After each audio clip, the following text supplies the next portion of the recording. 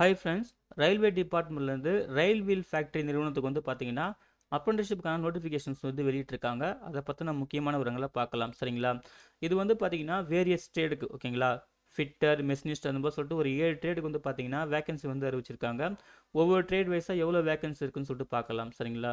First fitter ட்ரேடுக்கு வந்து பார்த்தீங்கன்னா 85 vacancy, அப்புறம் மெஷினிஸ்ட்டுக்கு வந்து பார்த்தீங்கன்னா 31 வேகன்சி, மெக்கானிக் மோட்டார் வெஹிக்கிளுக்கு வந்து 8 வேகன்சி, டர்னருக்கு 5 vacancy, CNC programming cum operator COE group அப்படின்னு சொல்லுவாங்க 23 வேகன்சி, எலக்ட்ரிஷியனுக்கு வந்து 18 வேகன்சி, எலக்ட்ரானிக் மெக்கானிக் வந்து 22 வேகன்சி, டோட்டலாக 7 ட்ரேடுக்கும் சேர்த்து 192 வேகன்சி சொல்லியிருக்காங்க. அப்புறம் ரிசர்வ்டு கேட்டகரி பிடபிள்யூடி கேண்டிடேட் இருந்தீங்கன்னா உங்களுக்கு 8 வேகன்சி ஓவராலாகவும், அப்புறம் எக்ஸர்வீஸ்மேனுக்கு வந்து பார்த்தீங்கன்னா 6 வேகன்சி, அதாவது 7 ட்ரேடும் சேர்த்து ஓகேங்களா. ஸோ இதையும் நோட் பண்ணிக்கோங்க. அதே போல் இந்த வேகன்சி எல்லாமே எஸ்சி, எஸ்டி, ஓபிசி, யூஆர்னு சொல்லிட்டு ரிசர்வ் பண்ணி கொடுத்துருக்காங்க. ஸோ தெளிவாக உங்கள் கம்யூனிட்டி வைஸ் வந்து செக் பண்ணிக்கலாம் ஓகேங்களா. அதுக்கு பிறகு வந்து பார்த்தீங்கன்னா ஏஜ் லிமிட்டு, எலிஜிபிலிட்டி கிரைட்டீரியாவில் ஃபஸ்ட்டு ஏஜ் லிமிட்டு. இது வந்து பார்த்தீங்கன்னா 1 மார்ச் 2025 அதன்படி தான் கால்குலேட் பண்ணுவோம்னு சொல்லியிருக்காங்க.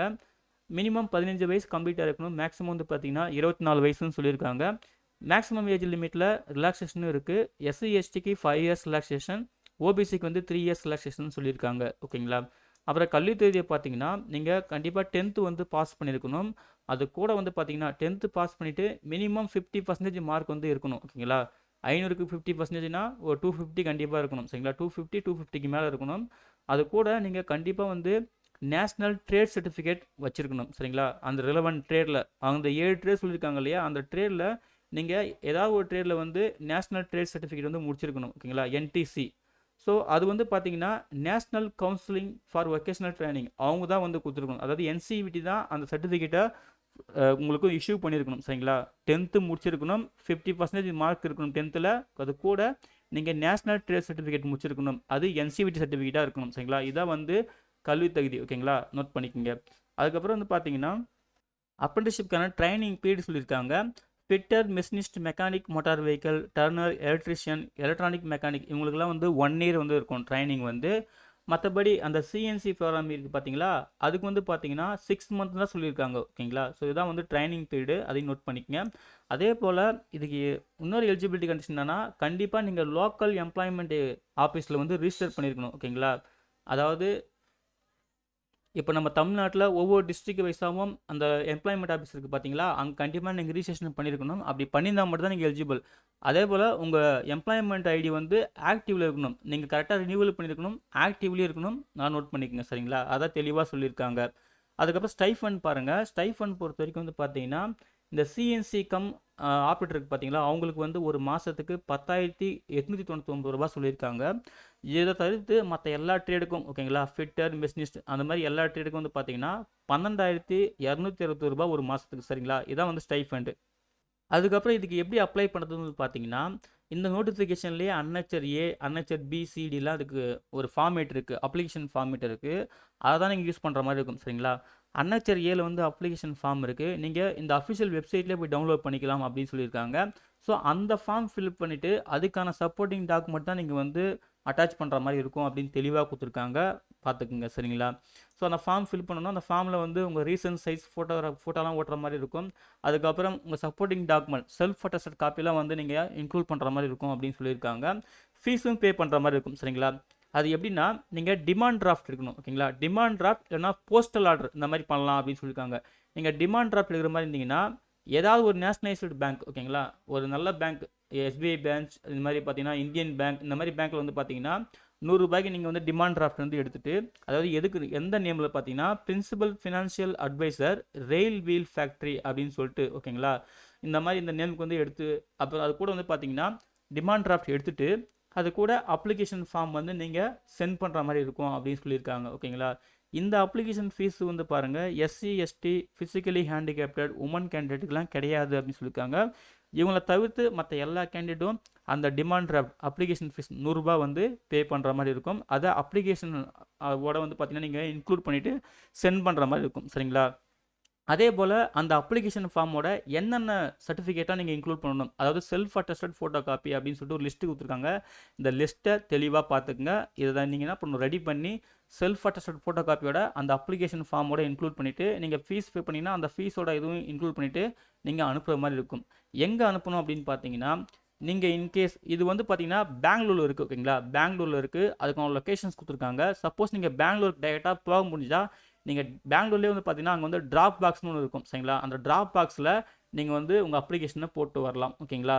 அப்படி சப்போஸ் உங்களால் பெங்களூருக்கே போக முடியல, அந்த லொக்கேஷன்ஸ்க்கு போக முடியலன்னா அட்ரஸ் இருக்குது சரிங்களா, அந்த அட்ரஸ்க்கு நீங்கள் ரிஜிஸ்டர் போஸ்ட் அனுப்பிச்சாலே போதும் அப்படின்னு தெளிவாக கொடுத்துருக்காங்க ஓகேங்களா. ஸோ அந்த அட்ரஸ் நோட் பண்ணிக்கோங்க. The assistant personnel officer to personnel department rail wheel factory Yelahanka Bangalore 560064 ஓகேங்களா. இந்த அட்ரஸ்க்கு நீங்கள் ரிஜிஸ்டர்ட் போஸ்ட் வந்து அனுப்பணும். எப்படி என்ன கவரில் என்ன எழுதணும்னு பார்த்தீங்கன்னா application for under going training under the apprenticeship act 1961 for the year 2024 to 2025 ஓகேங்களா இன் ரயில் வீல் ஃபேக்ட்ரி அப்படின்னு சொல்லிட்டு எழுதி நீங்கள் வந்து உங்கள் அப்ளிகேஷன் ஃபார்மை கம்ப்ளீட்டாக ஓகேங்களா எல்லாத்தையும் இன்க்ளூட் பண்ணிவிட்டு நீங்கள் வந்து அனுப்பணும். எந்த டேட் லாஸ்ட் டேட் வந்து பார்த்தீங்கன்னா ஏப்ரல் 1 2025 தான் லாஸ்ட் டேட் சரிங்களா. ஸோ அந்த டேட்லேயோ அந்த டேட்டுக்குள்ளேயோ உங்கள் அப்ளிகேஷன் ரீச் ஆகிருக்கணும். உங்களால் டைரெக்டாக போக முடிஞ்சால் அந்த அட்ரஸ்க்கே போயிட்டு நீங்கள் ட்ராப் பாக்ஸில் போடலாம். இல்லை உங்களுக்கு போஸ்ட் மூலிமா பண்ணணுன்னா அதுவும் நீங்கள் ரிஜிஸ்டர்டு போஸ்ட்டு தான் நீங்கள் சென்ட் பண்ணணும். நல்லா புரிஞ்சுக்கங்க, ரிஜிஸ்டர்டு போஸ்ட் ஓகேங்களா, தெளிவாக சொல்லியிருக்காங்க. ஸோ கரெக்டாக ஃபாலோ பண்ணிக்கங்க. லாஸ்ட் டேட் வந்து ஏப்ரல் 1 2025 தான் லாஸ்ட் டேட் சரிங்களா. அப்புறம் முக்கியமான தேதி மறுபடியும் சொல்லியிருக்காங்க, அப்ளிகேஷன் சப்மிட் பண்ணுற லாஸ்ட் டேட் வந்து ஏப்ரல் 1 2025 ஓகேங்களா. அதே போல் ஷார்ட் லிஸ்ட் பண்ண அந்த கேண்டிடேட்டோட லிஸ்ட்டு வந்து எப்போ வந்து டிஸ்பிளே பண்ணுவாங்க, அதாவது பப்ளிஷ் பண்ணுவாங்க வந்து பார்த்தீங்கன்னா அந்த க்ளோசிங் டேட்லேருந்து ஒரு 45 நாள் கழிச்சு வந்து பார்த்தீங்கன்னா நாங்கள் வந்து பப்ளிஷ் பண்ணுவோம். நீங்கள் வந்து செக் பண்ணிக்கலாம், அதாவது அஃபிஷியல் வெப்சைட்டில் ஓகேங்களா. அதுக்கப்புறம் 10 டேட் எப்போ வந்து உங்களுக்கு ட்ரைனிங் வந்து கமென்ஸ்மெண்ட் ஆகும் அப்படின்னு பார்த்தீங்கன்னா இப்போ ரிசல்ட்ஸ் பப்ளிஷ் பண்ணுறாங்க இல்லையா, அதுலேருந்து ஒரு 5 நாள் கழிச்சு வந்து பார்த்தீங்கன்னா உங்களுக்கு வந்து ட்ரைனிங் வந்து ஸ்டார்ட் பண்ணுற மாதிரி இருக்கும் அப்படின்னு சொல்லியிருக்காங்க. அதையும் வந்து பார்த்துக்குங்க. எப்படி செலக்ட் பண்ணுவாங்க அப்படின்னு பார்த்தீங்கன்னா நீங்கள் வந்து 10th என்ன மார்க் எடுத்திருக்கீங்களோ செக்யூர் பண்ணிக்கணும், அந்த மார்க்கோட அடிப்படையில் தான் வந்து ஷார்ட் லிஸ்ட் பண்ணுவோம் அப்படின்னு சொல்லியிருக்காங்க. இன்கேஸ் கேண்டிடேட் வந்து ஈக்குவல் மார்க்காக இருந்தால் என்ன மாதிரிலாம் நாங்கள் வந்து முறை கையாளுவோம் அப்படின்னு சொல்லியிருக்காங்க. ஏஜின் அடிப்படை, அதாவது சீனியாரிட்டி அடிப்படை அதுமாதிரி சொல்லியிருக்காங்க. அதையும் வந்து செக் பண்ணிக்கோங்க ஓகேங்களா. அதுக்கப்புறம் வந்து பார்த்தீங்கன்னா நாங்கள் சொல்லியிருக்கிறது எல்லாமே வந்து பார்த்தீங்கன்னா as per the government guidelines படி தான் அப்படின்னு தெளிவாக சொல்லியிருக்காங்க. அதையும் வந்து நோட் பண்ணிக்கோங்க. அப்புறம் ஃபிசிக்கல் ஃபிட்னஸுமே செக் பண்ணுவோம். நீங்கள் வந்து ஃபிசிக்கல் ஃபிட்னஸையும் வந்து கரெக்டாக அந்த சர்டிஃபிகேட்லாம் ப்ரொடியூஸ் பண்ணுற மாதிரி இருக்கும் அப்படின்னு சொல்லிட்டு அதுக்கான விஷயத்தையும் கொடுத்துருக்காங்க. அந்த இன்ஸ்ட்ரக்ஷன்லாம் வந்து பார்த்துக்குங்க ஓகேங்களா.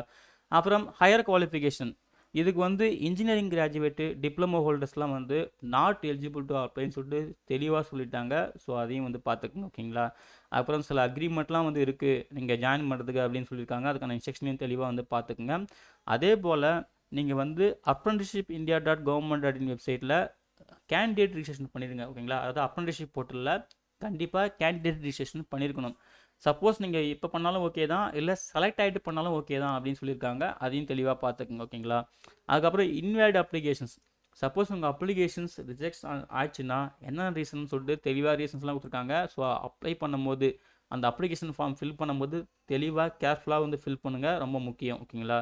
அப்புறம் உங்களுக்கு ஏதாவது அப்ளிகேஷன் ரிலேட்டடாக டவுட் இருந்துச்சுன்னா மொபைல் நம்பர் கொடுத்துருக்காங்க சரிங்களா, அதுக்கு நீங்கள் வந்து கால் பண்ணி கிளியர் பண்ணிக்கலாம். டைமிங் டேட்லாம் சொல்லியிருக்காங்க. ஸோ தெளிவாக வந்து பார்த்துக்குங்க ஓகேங்களா. அப்புறம் முக்கியமான இன்ஸ்ட்ரக்ஷன்லாம் கொடுத்துருக்காங்க. செலக்ட் ஆன அந்த லிஸ்ட்டு சரிங்களா, நாங்கள் யாரெல்லாம் செலக்ட் பண்ணுறோமோ அந்த கேண்டிடேட் லிஸ்ட் வந்து பார்த்தீங்கன்னா நீங்கள் அஃபிஷியல் வெப்சைட் RWF indianrailways.government.in வெப்சைட்டில் நீங்கள் செக் பண்ணிக்கலாம் அப்படின்னு சொல்லியிருக்காங்க. அதையும் வந்து நோட் பண்ணிக்கோங்க. அதுக்கப்புறம் வந்து பார்த்தீங்கன்னா இது வந்து கம்ப்ளீட்டாக அப்ரண்டிஸ்ஷிப் மட்டும்தான், எந்த விதமான எம்ப்ளாய்மெண்ட் கேரண்ட்லாம் கிடையாது. அதையும் நோட் பண்ணிக்கணும்னு சொல்லியிருக்காங்க. அதே போல் அப்ளை பண்ணும்போது கரெக்டான ஆக்டில் இருக்கிற மெயில் ஐடி மொபைல் நம்பர் கொடுத்து அப்ளை பண்ணுங்கள். ஏதாவது கம்யூனிகேட் பண்ணணும்னா அதெல்லாம் நாங்கள் வந்து இன்ஃபார்ம் பண்ணுவோம் அப்படின்னு தெளிவாக சொல்லியிருக்காங்க சரிங்களா. அதுக்கு இருக்க அப்ளிகேஷன் ஃபார்ம் கொடுத்துருக்காங்க. இதில் சில முக்கியமான விஷயம் சொல்கிறேன். இது வந்து பார்த்தீங்கன்னா கரெக்டாக அவங்க கேட்டிருக்க டீல்ஸ் எல்லாமே ஒரு காலம் மிஸ் ஆகாமல் நீங்கள் வந்து ஃபில் பண்ணணும் அப்படின்னு தெளிவாக ஃபஸ்ட்டே கொடுத்துருக்காங்க. லீவிங் எனி காலம் பிளாங்க் இந்த application form will lead to rejection அப்படின்னு தெளிவாக கொடுத்துருக்காங்க. ஸோ கரெக்டாக கேர்ஃபுல்லாக எல்லாத்தையும் ஃபில் பண்ணிவிடுங்க ஓகேங்களா. உங்கள் ஃபோட்டோலாம் விட்டுட்டு என்ன டீட்டெயிலாம் கேட்குதோ கரெக்டாக அந்த ப்ராக்கெட்டுக்கெல்லாம் விஷயத்தெல்லாம் கரெக்டாக பார்த்துட்டு கேர்ஃபுல்லாக ஃபில் பண்ணுங்கள். எங்கெல்லாம் கேபிட்டல் லெட்டர் இருக்குதோ ஸோ கரெக்டாக கேபிட்டல் லெட்டரில் ஃபில் பண்ணுங்கள். ஸோ தெளிவாக வந்து ஃபில் பண்ணுங்கள் சரிங்களா. அதே போல் சில முக்கியமான விஷயம் சொல்கிறேன். இது வந்து இந்த 20ன்ற காலம் வந்து பார்த்துங்க ஓகேங்களா. 20A 20B, இந்த 20A வந்து பார்த்தீங்கன்னா கம்ப்ளீட்டாக யாரெல்லாம் வந்து ஸ்டேட் ஆஃப் கர்நாடகா ஓகேங்களா, கர்நாடகா கேண்டிடேட்டுக்கு மட்டும்தான் இந்த 20Aன்ற அந்த பாக்ஸ் ஓகேங்களா. இந்த 20Bன்ற பாக்ஸ் மட்டும் அதர் தென் கர்நாடகா ஓகேங்களா, அதாவது மற்ற ஸ்டேட் சரிங்களா, நம்ம தமிழ்நாடு மற்ற ஸ்டேட்டு ஆந்திரா கேரளா எல்லா ஸ்டேட்டும் சரிங்களா. இதுக்கு வந்து இந்தியன் சிட்டிசன்ஸ் யார் வேணாலும் அப்ளை பண்ணலாம், அந்த மாதிரி கணக்கு தான் ஓகேங்களா. அதுதான் தெளிவாக சொல்லியிருக்காங்க. இந்த 20A வந்து கர்நாடகா பீப்புள்ஸ் கேண்டிடேட் மட்டும்தான். 20B தான் வந்து நம்ம தமிழ்நாடு பீப்புள்ஸ் வந்து ஃபில் பண்ணுற மாதிரி இருக்கும். ஸ்டேட்ஸ் அதர் தென் கர்நாடகா. இது எதுக்குன்னா நம்ம ஸ்டார்டிங்லேயே சொல்லியிருக்கோம், லோக்கல் எம்ப்ளாய்மெண்ட் எக்ஸ்சேஞ்ச் ஆஃபீஸில் நீங்கள் ரிஜிஸ்டர் பண்ணிக்கணும். சரிங்களா? ரிஜிஸ்டர் பண்ணியிருந்தீங்கன்னா எஸ்னா எஸ் கொடுக்கணும். ஸோ அந்த ரிஜிஸ்ட்ரேஷன் நம்பர் கேட்குறாங்க, அந்த நம்பர் எழுதிக்கணும். சரிங்களா? அதே போல் உங்கள் எம்ப்ளாய்மெண்ட் எக்ஸ்சேஞ்ச் ஆஃபீஸ் வந்து அதோட பிளேஸ் என்ன, ஓகேங்களா? நீங்கள் லாஸ்ட்டாக எப்போ ரினியூவல் பண்ணீங்க, அதுக்கான டேட் என்ன அப்படின்னு கேட்டிருக்காங்க. ஸோ இதெல்லாம் தெளிவாக ஃபில் பண்ணுங்கள். இதை தான் நான் உங்ககிட்ட ஷேர் பண்ணிக்கணும்னு இருந்தேன். ஓகேங்களா? ஸோ ஃபில் பண்ணிவிட்டு அதுக்கப்புறம் உங்கள் சைன் பண்ணணும். உங்கள் லெஃப்ட் ஹேண்ட் தம்ப் இம்ப்ரெஷன், உங்கள் இடது கை பெருவிரல் ரேகை பார்த்தீங்களா, அந்த பெருவிரல் ரேகையோட கை ரேகை, ஓகேங்களா? அப்புறம் என்ன டேட் என்ன பிளேஸ்லாம் கரெக்டாக போட்டுட்டு கரெக்டாக ஃபில் பண்ணுங்கள். கேண்டிடேட்லாம் கரெக்டாக ஃபில் பண்ணிவிட்டு இதுக்கான சப்போர்ட்டிங் டாக்குமெண்ட் ஆல்ரெடி ஒரு லிஸ்ட்டு நான் ஷோ பண்ணேன், தெளிவாக வந்து பார்த்துக்குங்க. ஓகேங்களா? சர்டிஃபிகேட் ஃபார்மேட்லாம் கொடுத்துருக்காங்க. உங்களுக்கு ஏதாவது சர்டிஃபிகேட் ஃபார்மேட் வந்துச்சுன்னா அதையுமே நீங்கள் ரெடி பண்ணி வச்சுக்கோங்க. ஓகேங்களா? அவ்வளோதான் ஃப்ரெண்ட்ஸ். இதுதான் வந்து பார்த்தீங்கன்னா ரயில் வீல் ஃபேக்ட்ரி, அதாவது மினிஸ்ட்ரி ஆஃப் ரயில்வே டிபார்ட்மெண்ட்டோட ஒரு நிறுவனம். ஓகேங்களா? இவங்க அறிவிச்சிருந்த அப்ரண்டிஸ்ஷிப் நோட்டிஃபிகேஷன்ஸ்க்கான முக்கியமான விவரங்கள். ஓகேங்களா? ஸோ தெளிவாக வந்து பார்த்துக்குங்க. எவ்வளோ வேக்கன்சி இருக்குது, என்னென்ன ட்ரேட் இருக்குது, உங்களுக்கு எலிஜிபிலிட்டி கிட்டெல்லாம் மீட் ஆகுதா கரெக்டாக செக் பண்ணிவிட்டு அப்ளிகேஷன் ஃபார்மை கேர்ஃபுல்லாக ஃபில் பண்ணி ஆன்லைன் அப்புறம் ஆஃப்லைனில், சரிங்களா, அதாவது போஸ்ட் மூலிமா அனுப்பணும். கரெக்டாக வந்து சென்ட் பண்ணுங்கள். ஓகேங்களா? அதான் லாஸ்ட் டேட் வந்து பார்த்தீங்கன்னா April 1, 2025 தான் லாஸ்ட் டேட். சரிங்களா? ஓகே ஃப்ரெண்ட்ஸ், இந்த வீடியோ பிடிச்சிருந்தா மறக்காமல் லைக் பண்ணுங்கள், மறக்காமல் உங்கள் ஃப்ரெண்ட்ஸுக்கும் ஷேர் பண்ணுங்கள். யாராவது ஒருத்தருக்காவது ஹெல்ப்ஃபுல்லாக இருக்கும். இந்த நோட்டிஃபிகேஷன் டவுன்லோட் பண்ணுற லிங்க்கையும் அந்த அப்ளிகேஷன் ஃபார்ம் டவுன்லோட் பண்ணுற லிங்க்கையும் இந்த வீடியோ டிஸ்கிரிப்ஷனில் தரேன்.